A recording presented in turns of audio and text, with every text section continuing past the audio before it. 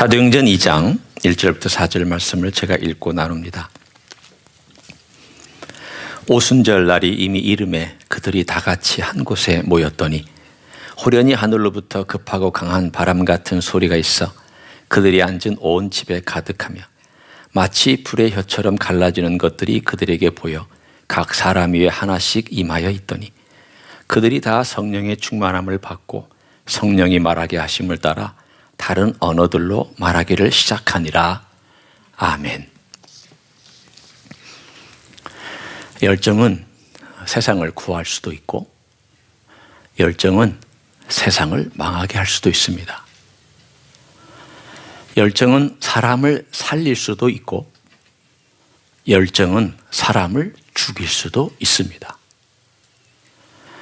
열정 때문에 많은 기적 같은 일들이 벌어지기도 하지만 열정 때문에 많은 사람들이 파멸과 고통과 눈물을 경험한 일도 있습니다.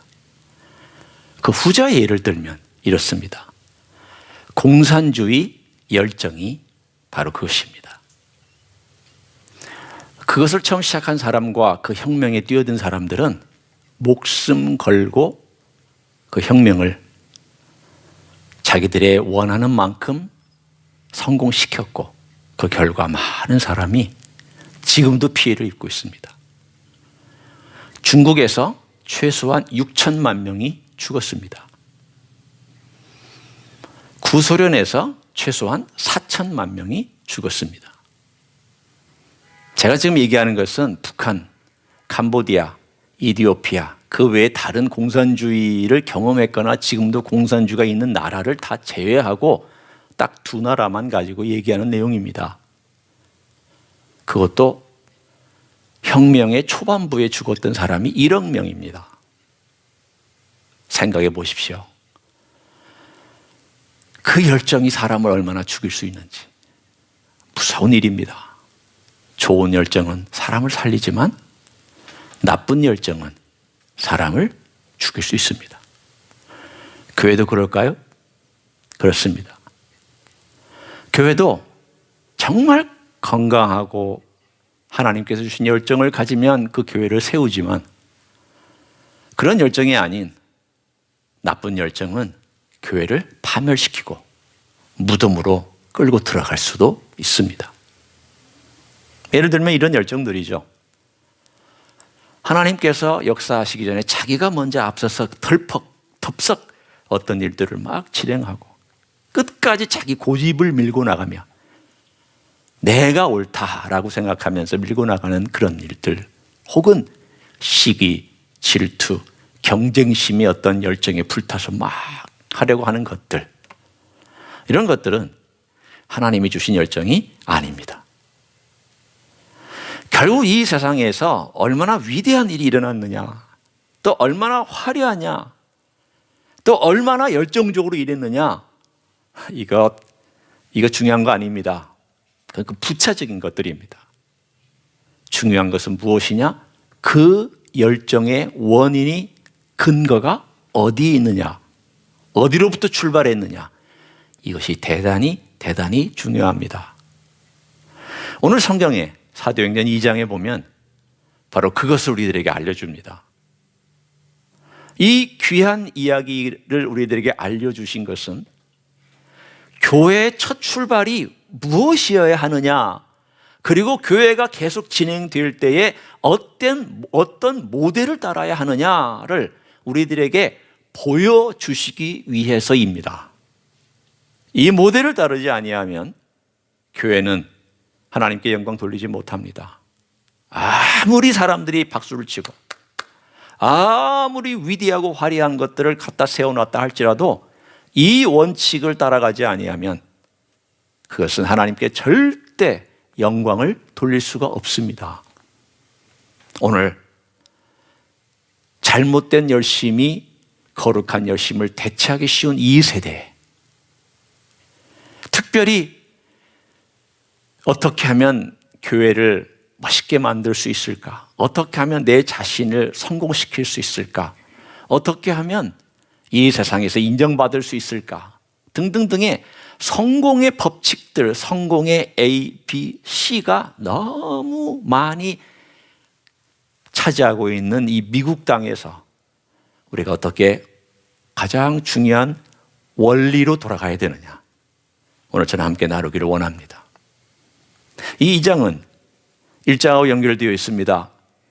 예수님께서 부활하시고 승천하시는 그 기간과 그리고 그 남은 기간과 연결되어 있습니다. 주님이 부활하신 다음에 40일을 계셨습니다.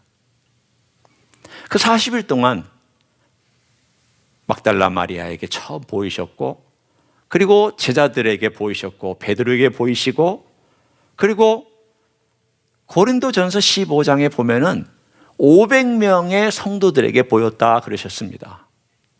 40일 동안 주님께서 하신 일이 우리는 뭐 잘 알지는 못하지만 적어도 500명에게 주님께서 직접 나타나셔서 보이셨습니다.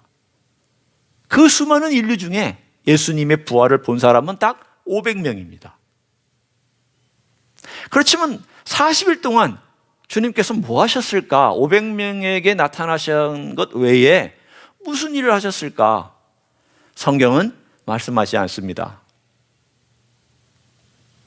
40일이 지난 다음 오순절이 되려면 50일째니까 약 한 열흘이 남았습니다.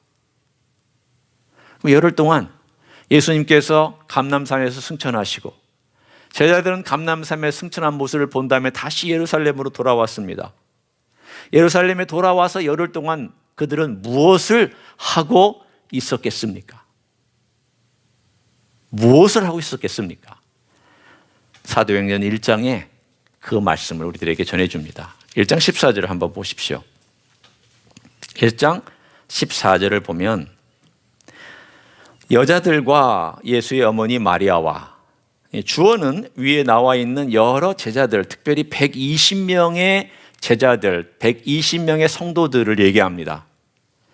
그 120명의 성도들이 여자들과 예수의 어머니 마리아와 예수의 아우들과 예수님이 지상생애 가운데 제자들에 속한 사람들 뿐만 아니라 아우들도 역시 여기에 속해 있습니다. 예수님이 부활하신 다음에 믿기 시작한 걸로 우리는 생각할 수 있습니다. 더불어 마음을 같이하여 무엇을 하고 있었습니까?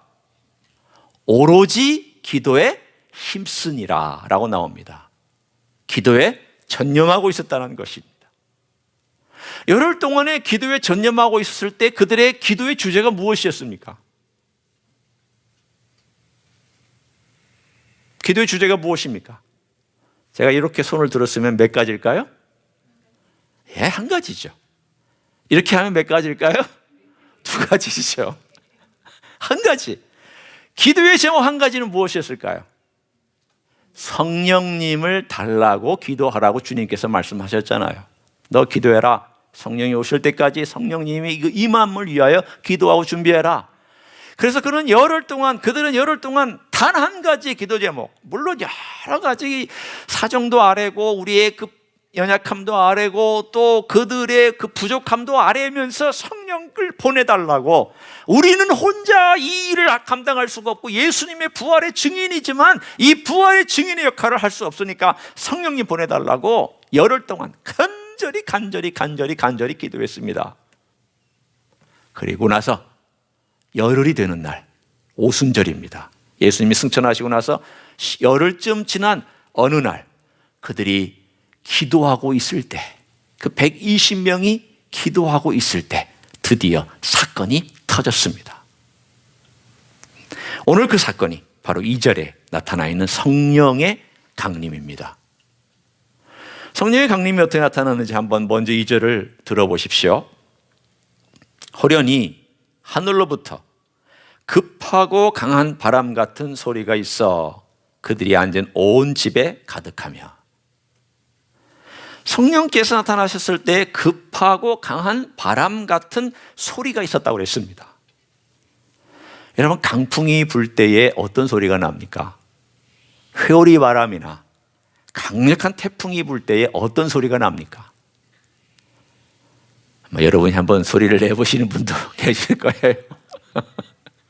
나름 아마 굉장히 센 소리를 내셔야 이 태풍의 소리나 강력한 초속 60에서 100m의 그 엄청난 그 소리를 여러분 내실 수 있을 거예요.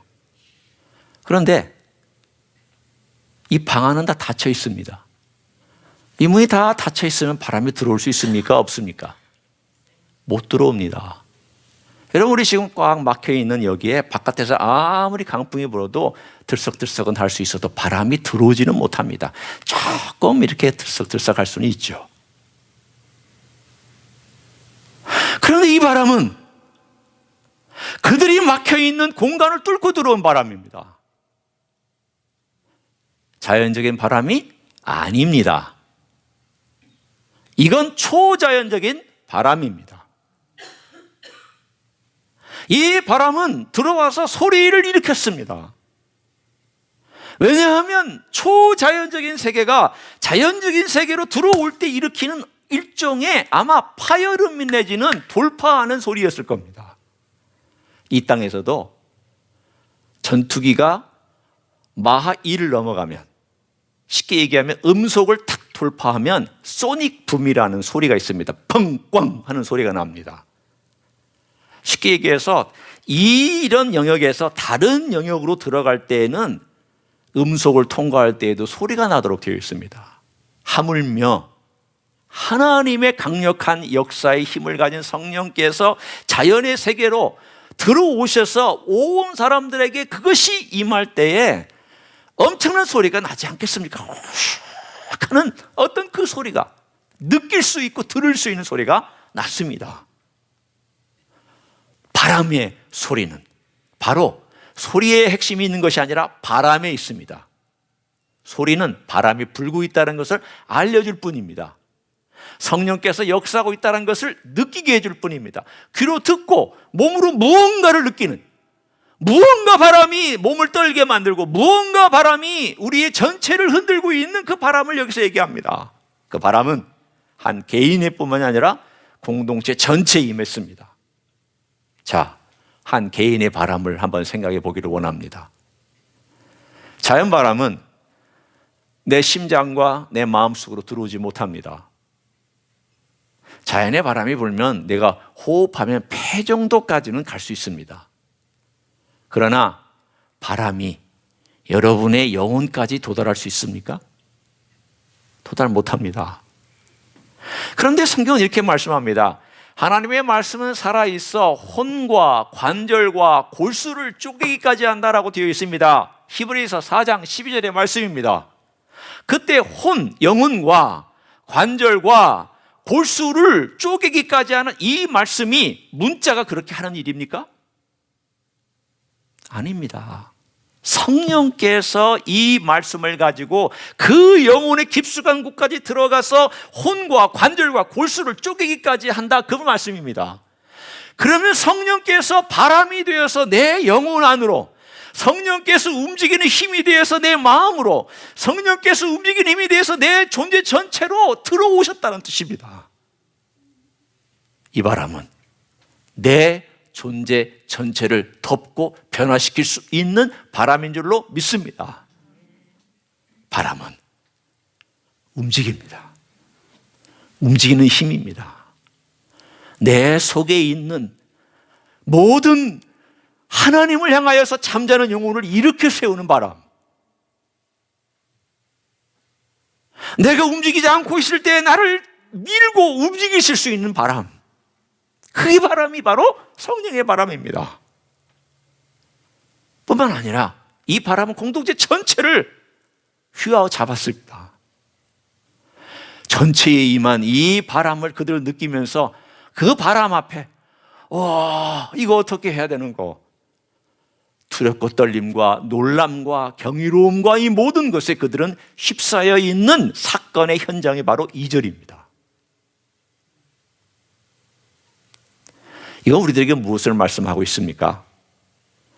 성령께서 우리를 움직이시기 전에 우리가 움직이면 안 됩니다. 성령께서 주도하셔서 공동체를 이끌어 가시기 전에 함부로 행동하면 안 됩니다. 우리는 많은 것으로 성령님의 일을 대체하려고 합니다. 좋은 프로그램이 있으면 성령님을 대체하고, 좋은 조직이 있으면 그걸로 성령님을 대체하고, 또 좋은 어떤 프로젝트가 있으면 성령님을 대체하려고 합니다. 일은 됩니다. 왜? 인간들의 방법 가지고 성공할 수 있습니다. 그러나 그 성공은 하나님께 영광 돌리지 못합니다. 성령님을 대체한 것은 절대 성공하지 못합니다. 하나님 앞에 성공하지 못합니다. 인간 앞에는 화려하게 성공할 수도 있고, 인간들 앞에는 칭찬받을 수도 있고, 인간들 앞에는 박수갈채를 받을 수 있지만, 하나님이 보실 때는 그건 너 아니야. 내가 원하는 거 아니야. 내가 너희들에게 준 성령님께서 너희들을 인도한 거 아니고 네가 인도했구나. 목사가 인도했구나. 교회 지도자들이 인도했구나. 똑똑한 사람이 인도했구나. 성령께서 바람으로 인도해 가시도록 오늘 우리가 해야 될 일이 무엇입니까? 성령님께 민감해야 되고, 성령님께서 움직이시도록 기도해야 되고, 성령께서 역사하시도록 기다릴 수 있는 사람이 되어야 합니다. 교회의 첫 출발을 열흘 동안 열심히 기도한 다음에 성령께서 임하실 때의 교회가 출발한 것을 우리들에게 말씀해 주고 있지 않습니까? 오늘 우리의 삶 속에 다시 한번, 우리의 삶에 다시 한번 생각해 보기를 원합니다. 내 개인으로나 교회로나 정말 성령께서 우리를 이끌어 가시는지에 대하여 늘 질문하십시오. 이거는 과연 성령께서 이끄시는 바람의 힘인가? 아니면 내가 이끄는 바람인가? 으쌰으쌰 해보자고, 해보자고, 내가 막 주장하고, 내가 강요하고, 내가 이루려고 하고, 내 목적에 도달하려고 하는 그런 것인가? 아니면 성령께서 전체를 이끌어 가시며 그 바람의 힘에 의해서 이건 뭔가 달라. 이건 뭔가 성령께서 우리를 움직이시는 거야. 이건 성령의 바람이 아니고 이런 역사가 없어 라고 얘기하며 같이 마음을 합하여서 하는 일인가? 우리는 질문하며 성령님께 민감하게 반응하는 교회가 되기를 원합니다. 두 번째는 3절입니다. 3절에 보면 두 번째 현상이 나타납니다. 마치 불의 혀처럼 갈라지는 것들이 그들에게 보여 각 사람이 하나씩 임하여 있더니, 특이한 것은 보였다고 되어 있습니다. 물론 우리에게 보였다라고 하는 것이 꼭 필요한 건 아닙니다. 이거는 그 첫 번째 모델 교회에게 하나님께서 얼마나 강력하게 임하여서 행하셨는지를 그들이 증언하라고 보여주신 내용입니다. 때문에 우리도 성령님께서 임하실 때는 이렇게 우리에게 오시겠구나라고 우리는 짐작하고 믿으면 되는 내용입니다. 한번 상상해 보십시오. 하늘로부터 바람처럼 놀라운 바람이 불어서 그 닫힌 공간을 뚫고 내려와서 소리를 내며 휘감고 있었습니다. 성령님은 바람입니다. 창세기 1장 2절에도 하나님의 영이 수면 위를 운행하시더라 라고 되어 있습니다. 바람처럼 떠돌고 있었다는 뜻입니다. 예수님께서 요한복음 3장에 성령은 임으로 와서 임으로 부는 바람처럼 그분이 뜻대로 임의대로 행하실 것이다 라고 했습니다. At His will, 그분의 뜻대로 행하실 것이다 라고 되어 있습니다. 내 뜻 아닙니다. 내 계획 아닙니다. 그분의 뜻대로 행하실 것입니다. 그런데 이분의 특징이 바람으로 임하시면서 그 모양이 또한 불로 나타났습니다. 불로 이렇게 쭉 불기둥 같은 것이 내려오더니 각각 한 사람 위에 갈라져서 그 머리 위에 그대로 머물러 있는 것을 보았습니다.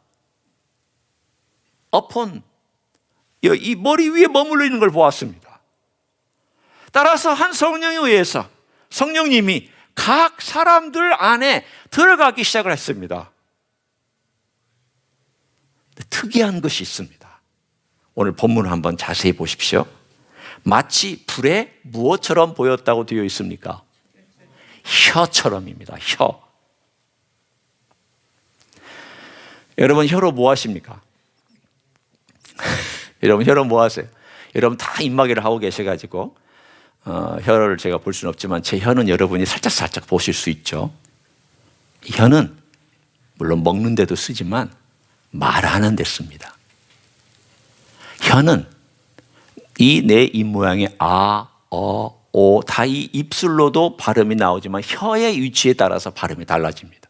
따라서 혀는 보통 얘기할 때 언어를 얘기합니다. 성령께서 임하실 때 왜 언어의 모양으로 혀의 모양으로 사람 속에 들어가셨습니까? 제가 이미 얘기했잖아요. 이 말씀을 가지고 또는 성령님의 원하시는 말씀을 우리 안에서 불러일으켜서 내 안에 감동을 주시고 내 안에 깨닫게 해주시고 역사해 주시는 말씀의 역사를 성령께서 행하신다는 것을 보여주고 있습니다. 주님께서 성령님을 이렇게 설명해 주셨습니다. 보혜사 성령님이 오시면 너희에게 내가 가르친 것을 기억나게 하리라. 생각나게 하리라. 말씀해 주시리라. 상담해 주시리라. 가르쳐 주시리라. 무슨 역사입니까? 성령님은 인간의 모습은 아닙니다. 여러분과 저의 모습 아닙니다. 성령님의 모습은 특이합니다. 다만 우리가 알 수 있는 것은 비둘기 모양으로 나타날 때도 있고 물의 모양으로 나타날 때도 있고 불의 모양으로 나타날 때도 있고 바람의 모양으로 나타날 때도 있지만 오늘 여기서 불의 모양으로 나타난 성령님의 특징 중에 하나가 혀의 모습으로 나타나면서 우리 안에 들어와서 우리의 삶 가운데서 그 말씀의 놀라운 역사를 행하실 것을 강조하고 있습니다. 어떤 때 주의 말씀 때문에 마음이 뜨거운 때가 있었잖아요. 어떤 때 주님께서 마음이 이렇게 뜨거울까? 마음에 하나님이 이런 역사를 해주실까? 그럴 때 있잖아요. 누가 역사한 것입니까? 내 안에서 불의 혀와 같은 성령께서 말씀해 주셨기 때문입니다. 성령님이 말씀하시면 내 안에 있는 깨닫지 못한 말씀을 깨닫고 들을 때 깨닫고 읽을 때 깨닫고 묵상할 때 깨닫고 잠잘 때 깨닫고 걸어갈 때 깨닫고 운전할 때 깨닫고 성령께서 그분의 의지와 목적대로 우리를 깨닫게 해주시는 놀라운 역사가 있습니다. 그분은 말씀하시는 하나님이시기 때문입니다. 그런데 그 혀가 불의 혀라고 되어 있습니다. 불의 혀는 내 안의 영혼에 뜨거움과 열정을 일으킬 뿐만이 아니라 내 안에 있는 찌꺼기들을 태워서 없애버립니다. 불이 그렇게 작용하지 않나요? 불은 활활 타오르면서 그 불에 닿는 모든 것들을 태워버립니다. 깨끗하고 정결하게 만듭니다. 뿐만 아니라 그 깨끗하고 정결한 불은 내 안에 열정을 일으킵니다. 이 열정이 활활 타오르는 사람이 일을 해야 돼요. 그래서 처음 집사를 뽑을 때 성령의 충만한 사람을 뽑으라 그랬습니다. 왜? 성령의 열정으로 타는 사람을 뽑아야 그 교회가 세워지기 때문입니다. 거룩한 불이 있습니다. 반대로 이상한 불도 있습니다. 제가 먼저 이상한 불을 여러분에게 소개해 드립니다. 레위기서 10장에 보면 나답과 아비후라는 두 인물이 나옵니다. 나답과 아비후는 아론의 첫째 아들과 둘째 아들입니다. 아론에게는 금쪽 같은 아들입니다. 아들이 넷인데 그 중에 첫째와 둘째는 사실은 자기의 전부라고 얘기할 수 있는 아들들입니다.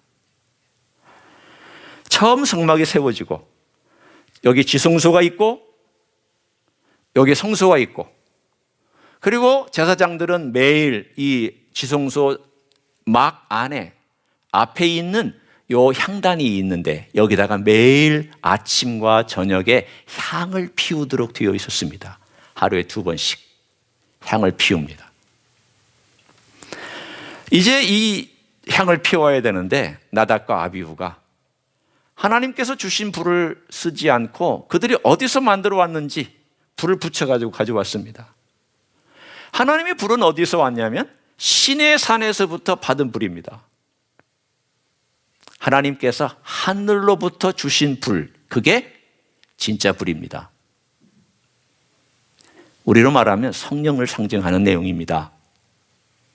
그런데 나답과 아비후가 왜 그 불을 가져오지 않고 바깥에 있었으니까, 그 불은 바깥에 넓은 번제단이 있는 불이기 때문에 아마도 귀찮았는지 아니면 뭐 그들이 무슨 생각 때문인지 자기가 그냥 자기들끼리 인간적인 불을 가져와서 여기 향단에다가 그 불을 붙여가지고 하나님께 향을 드렸더니 하나님께서 그들을 치셔서 그 성소에서 즉사했습니다. 그래서 그 형제들이 끌고 나가서 장사를 치렀습니다. 그러나 이렇게 얘기했습니다. 모세가 얘기하기를 울지 마라. 장례 치를 때에 곡도하지 마라. 잔인하죠. 우리가 생각할 때 너무 비인간적인 것처럼 느껴지죠. 그러나 거기에는 귀중한 교훈이 있습니다. 거룩한 불과 이상한 불을 섞지 말라는 겁니다. 하나님을 섬길 때 이상한 불로 섬기지 말라는 겁니다. 하나님을 섬길 때 이상한 불로 섬기면 너희도 이렇게 될 것이다 라는 얘기입니다. 버림받을 것이다. 하나님 받지 않으실 것이다. 이 뜻입니다. 지금은 우리가 즉사하는 일이 없기 때문에 다행이지만 솔직하게 우리 주님 앞에서 즉사할 만한 열정 가지고 주님을 섬긴 적이 얼마나 있습니까? 우리가, 제가 내 열정으로, 내가 만든 열정으로, 내가 만든 열심으로, 내가 원하는 것들로 내가 주님을 섬기고 교회를 섬기고 주님의 나라를 위한다고 섬겼을 때에 그 이상한 불로 내가 섬기지 않았습니까? 몇 번이나 즉사할 뻔했습니까? 몇 번이나 죽을 뻔했습니까? 당연히 그럴 뻔했죠. 내가 그 시대에 안 살고 지금 시대에 사는 것이 어떤 면으로는 너무 감사하기도 하고, 어떨 때는 한편으로는 두렵기도 하고, 언젠가 주님께서 다 불로 태워서, 나라고 하는 크리스찬이지만 나를 다 불로 태워서 나를 평가하실 텐데, 불에 다 타고 아무것도 안 남아서 부끄러운 구원받으면 어떡하나 하는 두려움도 있어요. 여러분, 하나님의 불이어야 됩니다. 성령의 불이어야 됩니다. 내가 교회를 섬길 때나 하나님의 일을 할 때나 선교나 봉사나 구제나 어떤 일을 할 때에도 성령의 불로 그 불이 움직이고 이 열정이 움직이지 아니하면 그 열정은 이상한 불이 되고 맙니다. 거룩한 불이어야 됩니다. 성령께서 교회를 움직일 때도 거룩한 불에 움직여야 되고 그 바람에 움직여야 되고 그 움직임 안에 우리가 들어있어야지, 그 움직임이 아니고 이상한 불이나 이상한 바람을 타고 내가 하나님을 섬기면 아무리 화려한 것도 하나님 절대 받지 않습니다.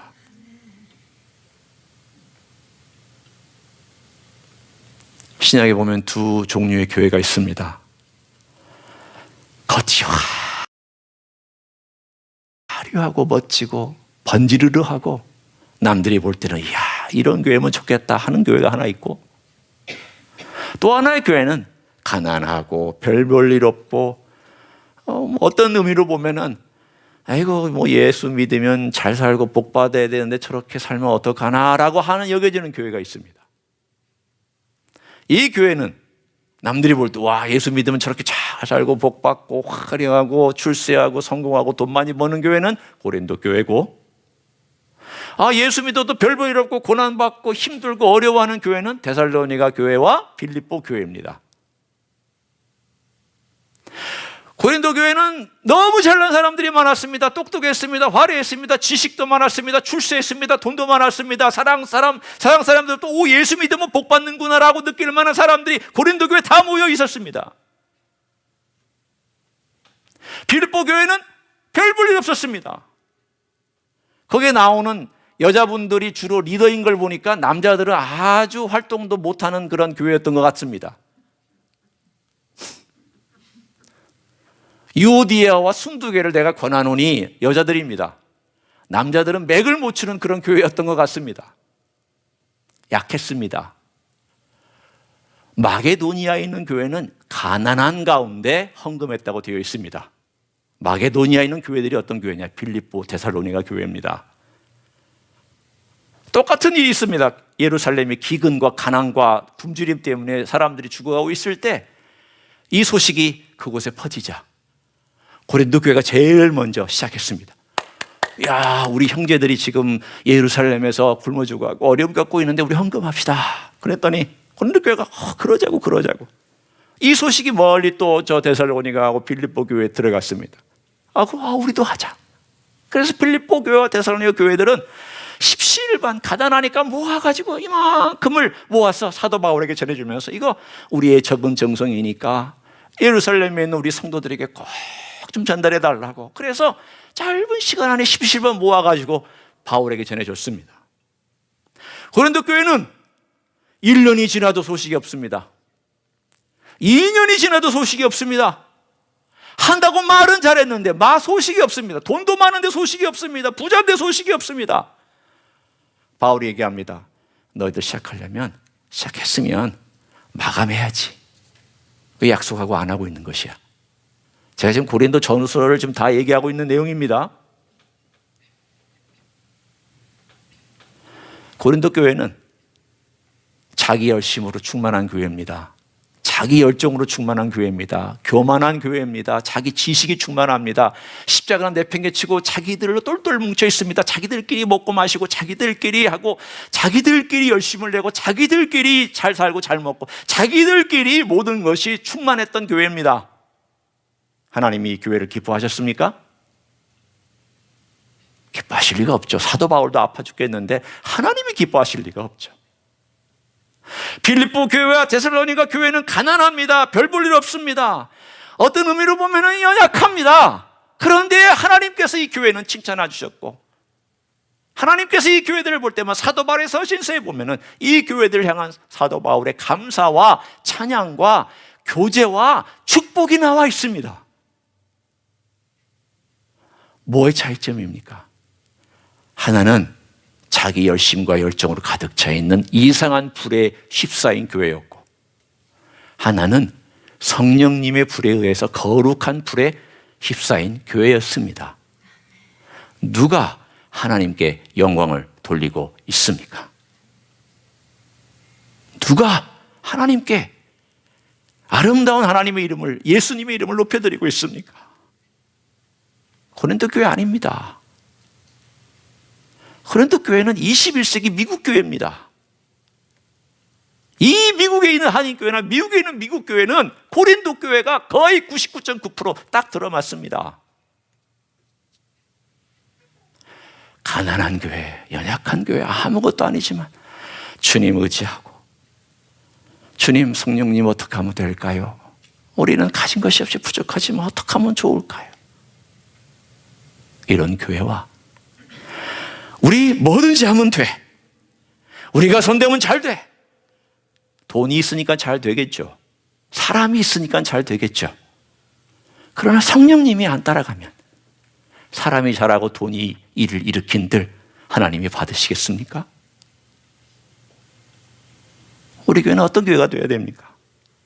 크고 작음을 떠나서, 많고 적음을 떠나서, 위대한 인물이 있냐 없냐를 떠나서, 재능이 많은 사람이 있느냐 없냐를 떠나서, 부자가 있느냐 없냐를 떠나서, 그건 중요한 것이 절대 아닙니다. 중요한 것은 누가 주인공이냐. 성령께서 주인공이 되셔야 되고 성령께서 이끄시고 성령께서 바람으로, 성령께서 불로, 그 불과 바람으로 이끌어가는 교회야만이 하나님께 영광을 돌릴 수 있는 줄로 믿습니다. 이런 교회를 위해서 기도해 주십시오. 우리 교회가 이런 교회가 되게 해달라고. 이런 교회로 우리의 약한 그러한 거지만 우리는 정말 가난하고 부족하지만 주님이 이리 가시면 성령님의 인도하심을 따라 이리 가고, 주님이 저리 가시면 성령의 인도함을 따라 저리 가는 그런 교회로 우리 주님께서 맡겨주신 귀한 사명 끝까지 잘 감당하는 여러분과 교회가 되시기를 예수님의 이름으로 간절히 축원합니다. 기도하시겠습니다.